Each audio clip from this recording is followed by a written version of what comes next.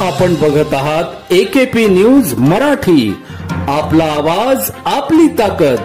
Subscribe करा, share करा, like करा। AKP news Marathi.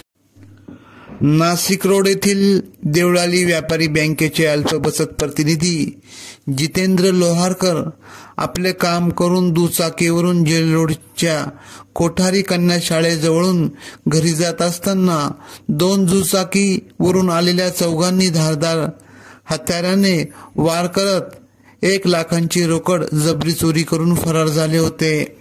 याबाबत नाशिक रोड पोलीस ठाण्यात गुन्हा दाखल करण्यात आला होता।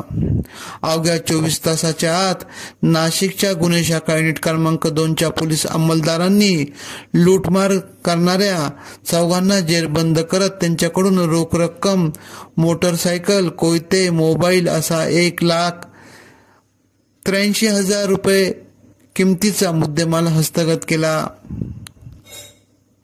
विश्वास श्रीसुंदर, हारून कुरैशी, भारत चौधरी, नासिर शेख व त्यांचा आणखी एक साथीदार हर्षद त्रिभुवन असे आरोपितांचे नाव आहे।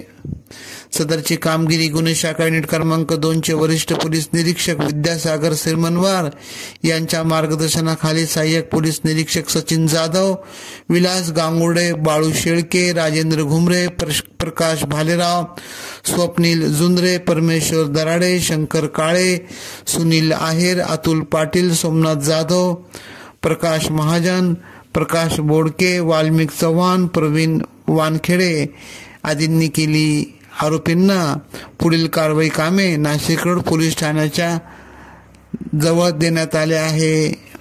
AKP news bureau chief Anwar Khan Pathan, Nashik.